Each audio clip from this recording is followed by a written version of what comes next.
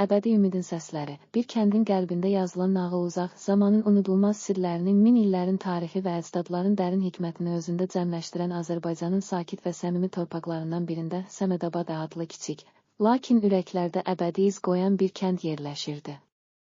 Bu kəndin dar küçələrində hər daşın, hər ağacın və hər çayın sədası keçmişin acı şirin xatirələrini, qəhrəmanlıq dastanlarını və gələcəyə dair sarsılmaz ümidləri daşıyırdı. Kənd sakinləri nəsillərin ötürdüyü ənənələrə, torpağın verdiyi həyat dərslərinə və dərin insan sevgisinə sadiq qalıb, hər çətinlikdə bir-birinə dəstək olurdu. Kəndin mərkəzində Ümid Məscidi adlanan min illərin şahidi olan qədim məscid dayanırdı. Məscidin divarları illərin tozunu üzərində daşıyan əcdadların öyrətdiyi hikmət dolu sözlərlə bəzədilmişdi. Hər gün səhər günəşin ilk şüaları məscidin pəncərələrindən içəri sızar, məscidin qabağında toplanan insanlar arasında səmimi söhbətlərə və dərin düşüncələrə yol açardı. O günlərdə kəndin bütün yaşlıları və gəncləri keçmişin acı dərslərini, sevginin şirinliyini və ümidin sarsılmaz gücünü bir araya gətirərək gələcəyin sirlərini danışırdılar. Kəndin hörmətli ailələrindən biri olan Məmmədovlar ailəsi Səmədabadın dərin tarixində öz yerini qoruyurdu. Ailənin başçısı Həsən bəy torpaqla, ənənələrlə və insanın özündə yatan dərin ümidlərlə dolu həyatını övladlarına əbədiyyən öyrətmişdi. Həsən bəyin 2 övladı vardı, gənc, çalışqan Rafiq və incə ruhlu, şeir dilində öz duyğularını ifadə edən Nigar. Həsən bəy hər zaman övladlarına deyirdi, torpaq yalnız bir yer deyil, o bizim canımızdır, hər daşında, hər yarpağında, hər axan suda min illərin hekayəsi var.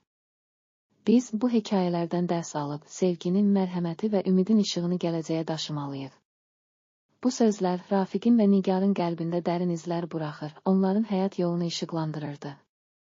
Rafiq günlərin birində səhərin sərinliyini və torpağın nəcib qoxusunu hiss edərkən, kəndin kənarındakı geniş tarlalarda işləyərkən öz içində yaranan suallara cavab axtarırdı. O, bəzən tarlanın kənarında, uzaqda, dağların ətrafında sakitcə oturub, günəşin batışını seyr edir, ulduzların parıldadığı gecələrdən öz həyatının mənasını, keçmişin acısını və gələcəyin ümidini düşünürdü. Onun baxışlarında həm kədərin, həm də sevincin dərin izləri görünürdü. O, hər gün özünü sanki Tolstoyun romanlarındakı qəhrəmanlar kimi həyatın acı və şirin tərəflərini bir araya gətirən, öz içindəki gücü kəşf etmək üçün sınağa çəkirdi. Nigar isə hər axşam məscidin yaxınlığında yerləşən köhnə bir çay kənarında oturub, dərin hisslərini şeirə tökürdü. Onun yazdığı sözlər sanki keçmişin ən incə xatirələrini, hər kəsin ürəyində gizlənmiş sarsılmaz ümidləri və əbədi sevgi hisslərini oyandırırdı. O, hər birimiz həyatın sərt anlarında belə içimizdə sarsılmaz bir işıq daşıyırıq, o, acıların və sevinclərin, uğurların və məğlubiyyətlərin bir araya gəldiyi, əbədi bir ümidin səsidir, deyə yazırdı. Nigarın şeirləri, kəndin dar küçələrində, köhnə evlərin divarlarında və məscidin küncündə əbədi səsküylü bir nağıl kimi dolaşırdı. Kənd həyatının sakitliyi və səmimiliyi arasında zamanın axını ilə dəyişən dünyadan xəbər gəlməyə başladı. Uzaq bir şəhərdə Yeni Gün Doğuş adlanan bir layihə həyata keçirildiyi, şəhərin infrastrukturunun və mədəniyyətinin modelləşdirildiyi, lakin bəzən insanın qəlbindəki dərin dəyərlərin unudulduğu deyildi. Bu xəbərlər Səmədabadın sakinləri arasında müxtəlif duyğular yaradırdı. Həsən bəy, kəndin böyük məclisindən insanlara səmimi və təmkinli bir şəkildə bizim torpaq bizə əbədi öyrətdiyi ənənələr və dəyərlərlə doludur.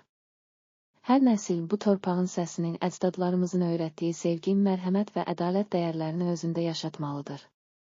Hətta dünyanın hər yerində baş verən yeniliklər arasında belə bizim köklərimiz, ürəklərimizdə yanan o sarsılmaz ümid heç vaxt sönməməlidir, deyə söz açdı.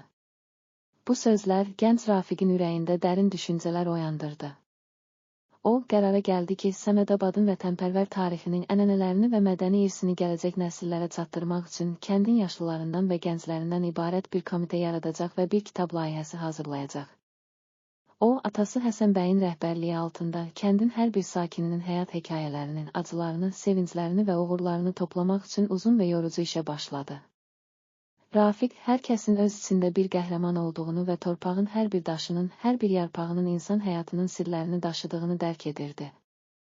O, bu kitabın keçmişin vətənpərvər hekayələrini, sevgi və mərhəmətin əbədi gücünü, həmçinin insanın öz içindəki sarsılmaz ümidin təcəssümünü ortaya qoyacağına inanırdı.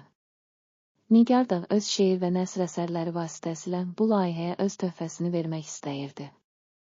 O, kəndin gözəlliyinin, tarixin dərinliyini və gələcəyin ümid dolu arzularını ifadə edərək, hər bir sözündən insanın qəlbindəki əbədi işığı canlandırmağa çalışırdı. Onun yazdığı hər şeir, sanki həyatın hər bir dövründə yaşanan dərin duyğuların, kədərin, sevincin və ümidin birləşdiyi, Tolstoyun böyük romanlarında təsvir olunan insan təfəkkürünün əks sədası kimi eşidilirdi. İllər keçdikcə Səmədabadın sakinləri hər bir evdə, hər bir meydanda və hər küncdə öz tarixlərini, sevinclərini və dərdlərini bir araya gətirərək bu kitabı tamamlamaq üçün yorulmadan çalışırdılar.